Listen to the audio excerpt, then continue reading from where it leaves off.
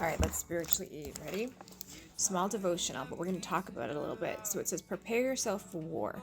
We know that we're in a spiritual war. We understand that. Get ready for the next battle before it rises up against you. I always find this important because sometimes when we're in seasons of blessings, we're in seasons of goodness.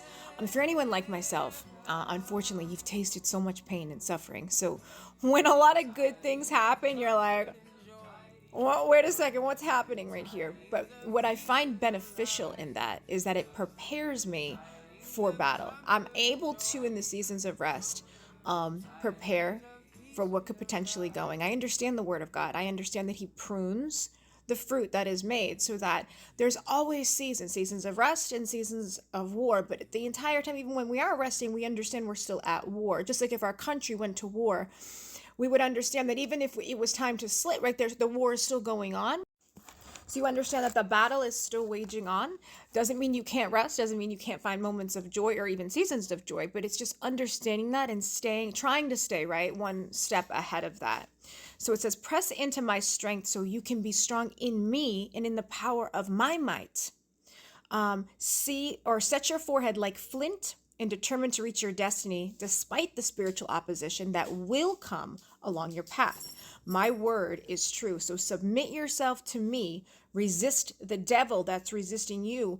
And there's a promise. It says he will flee from you. And I can testify to this. I've experienced this firsthand in my life.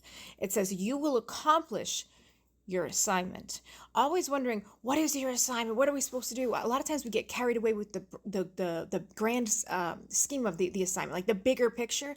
Sometimes it's the day-to-day assignments that sometimes get undone because we're so big with thinking, okay, well, I got to go and do this. I got to start a church. I got to do that. I got to start a ministry. I got to go feed the poor. And all these things are incredible. And if they're in your assignment, then you should do them. But sometimes it's the day-to-day things. It's the small conversations. It's there's a Proverbs that even says a smile, a kind word can sometimes make a difference in someone's life. It's the short little prayers you say when you see someone come up on your feet and you're like, okay, please bless Sally. It's sometimes little assignments that we take for granted because we don't see them as big deals, but our God sees them as big deals. And when you are faithful with little, he will grant you much. So sometimes it's not, sometimes it is sometimes the day-to-day little assignments that we need to be taking, understanding, and being successful in. So there's a prayer that it's attached. It says, Father, as we prepare ourselves for war, give us your insight that we need for the last war. Give us whatever we are lacking in wisdom to complete the assignment that you have given us in Jesus. And now let's decree. All right, so we decree the opposition trips and falls over their own feet.